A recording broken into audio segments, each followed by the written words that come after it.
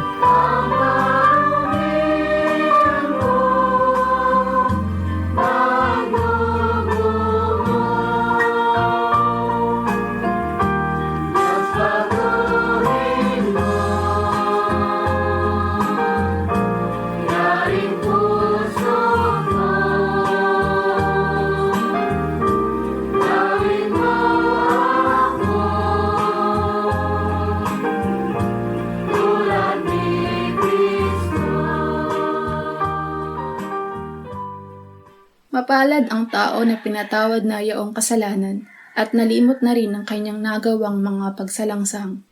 Mapalad ang taong sa harap ng Panginoon ay di na pinararatangan ng kasalanan, dahilan sa siya ay hindi nanlilinlang.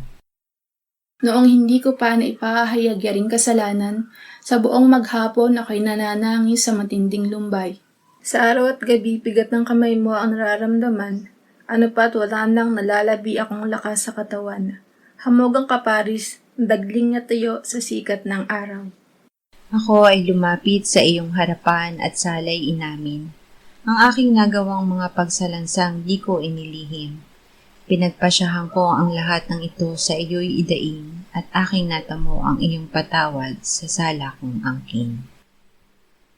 Mga minamahal, sinasabi sa unang Juan, Kabanata 1, Talata 9, kung ipinapahayag natin ang ating mga kasalanan, maaasahan nating ipatatawad sa atin ng Diyos ang mga ito at lilinisin tayo sa lahat ng ating kasamaan sapagkat siya ay tapat at matuwid. Salamat sa iyo, O Diyos. Pinatunayan mo ang iyong pag-ibig sa amin nang si Kristo ay mamatay para sa amin noong kami mga makasalanan pa. Ngayon ay buksan mo ang aming mga labi at kami ay magpupuri sa iyo.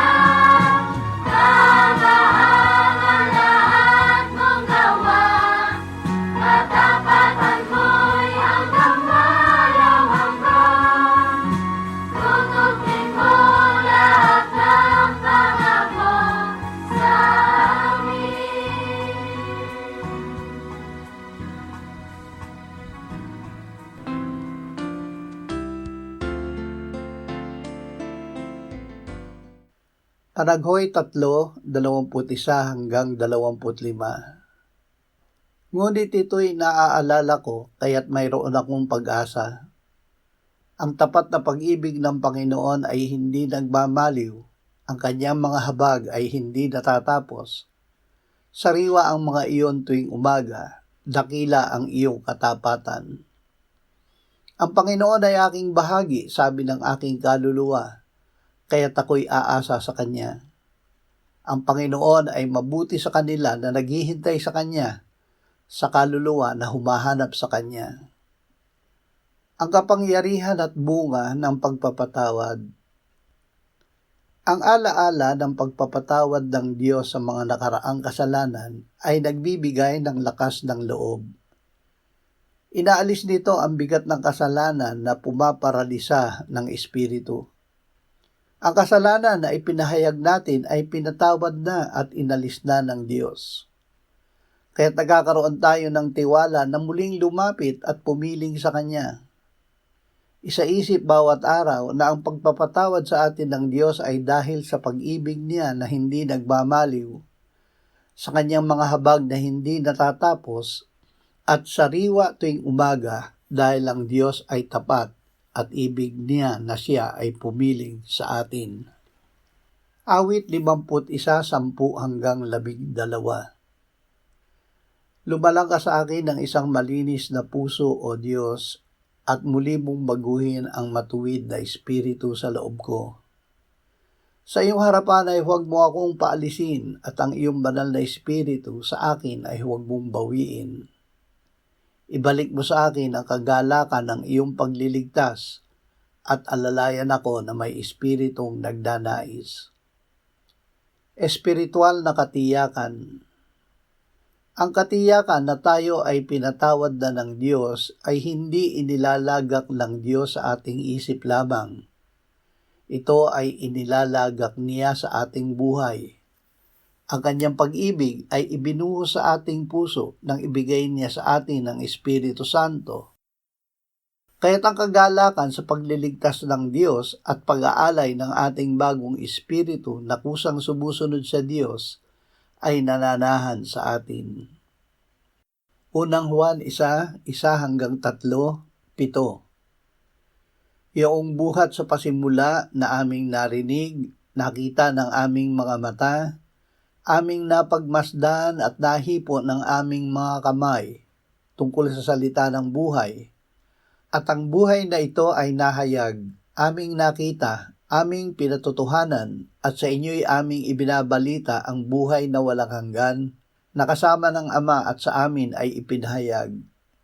Ipinahayag namin sa inyo yung aming nakita at narinig, upang kayo rin naman ay magkaroon ng pakikisama sa amin. At tunay na ang ating pakikisama ay sa Ama at sa Kanyang Anak na si Jesucristo. Kung tayo'y lumalakad sa liwanag na tulad niya na nasa liwanag, may pakikisama tayo sa isa't isa at ang dugo ni Jesus na Kanyang Anak ang lumilinis sa atin sa lahat ng kasalanan. Buhay na pakikisama sa Diyos. Ang pagpapatawad sa atin ng Diyos ay nagbabalik sa atin ng nasira nating pakikisama sa Kanya. Nang ipahayag natin ang ating kasalanan, tayo ay pinatawad at nilinis ng Diyos sa lahat ng ating kasalanan. Hindi ito dahil sa anumang gawa natin. Ito ay tanging dahil sa Kanyang Anak na si Jesus. Kay Jesus ay mayroon tayong katubusan sa pamamagitan ng Kanyang dugo, ang kapatawaran ng ating mga kasalanan ayon sa kayamanan ng Kanyang biyaya. Juan 10:10 hanggang 15. Ako'y pumarito upang sila'y magkaroon ng buhay at magkaroon nito ng may kasaganaan. Ako ang mabuting pastol. Ibinibigay ng mabuting pastol ang kanyang buhay para sa mga tupa. Ang upahan at hindi pastol at hindi may-ari ng mga tupa, nang makitang dumarating ang asong gubat, ay pinababayaan ng mga tupa at tumatakas, at inaagaw sila ng asong gubat at ikinakalat. Siya'y tumatakas sapagkat siya'y upahan at walang malasakit sa mga tupa. Ako ang mabuting pastol. Kilala ko ang sariling akin at kilala ako ng sariling akin. Gaya ng pagkakilala sa akin ng Ama at ng pagkakilala ko sa Ama, at ibinibigay ko ang aking buhay para sa mga tupa, upang magkaroon ng buhay ni Kristo. Si Kristo ay namatay para sa ating kasalanan, inilibing at binuhay na muli ng Ama. Siya ay namatay at muling nabuhay upang tayo ay bigyan ng kanyang buhay at ng kasaganaan ito. Ang pagpapatawad sa atin ng Diyos ay hindi lamang pagpapatawad. Ito ay pagpapawalang sala o pag-aaring ganap upang ang buhay ni Jesus na nanaig sa kamatayan ay mapa sa atin. Nang tayo ay sumampalataya sa Kanya, siya ay nagsimulang manahan sa atin, kaya't ang kanyang buhay ay nananahan sa atin. Ang kapangyarihan ng kapatawaran. Ang pagpapatawad sa atin ng Diyos ay nagbibigay sa atin ng lakas ng loob na lumapit sa Kanya kung muli tayong magkasala. Pakaigatan na ang pagpapatawad ng Diyos ay malagay lamang sa ating isip. Pinatatawad tayo ng Diyos upang ang kaligtasan at kapatawaran ay maging bahagi mismo ng ating buhay dahil ibig ng Diyos na manahan sa atin sa pamamagitan ni Jesus at ng Kanyang banal na Espiritu. Ang pagtitiwala sa Diyos na mahabagin at mapagpatawad ay dapat nating ipabuhay upang tayo ay hindi na magkasala.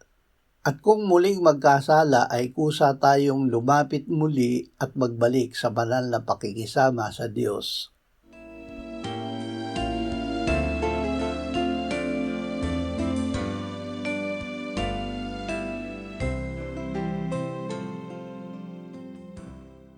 Manalangin tayo.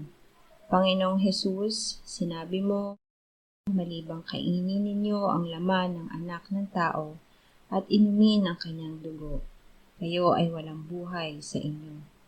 Ang sino mang kumakain ng aking laman at umiinom ng aking dugo ay may buhay na walang hanggan, at akin siyang muling bubuhayin sa huling araw.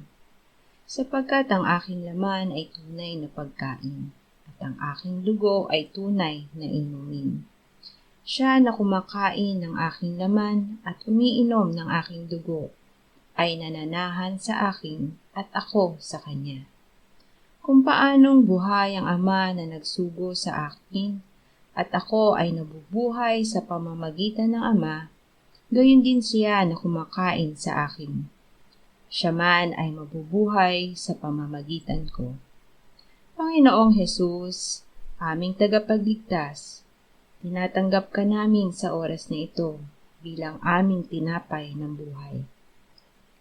Tinatanggap namin ang iyong katawan na ipinako sa krus, namatay, inilibing, pinuhay na muli at iniakyat ng Ama sa kanyang kanan sa langit bilang aming tunay na pagkain. Tinatanggap namin ang iyong dugo na nabuhos sa ikapagpapatawad ng aming kasalanan bilang aming tunay na inumin. Manahan at mabuhay ka sa amin upang kami ay mamuhay sa pamamagitan mo kung paanong ikaw ay namuhay sa pamamagitan ng Ama. Salamat, Ama, sapagkat dahil kay Kristo, kami ngayon ay nakapamumuhay kasama mo kaisa ng Espiritu Santo. Sa iyo ang lahat ng kalwalhatian, ngayon at magpakailanman. Amen.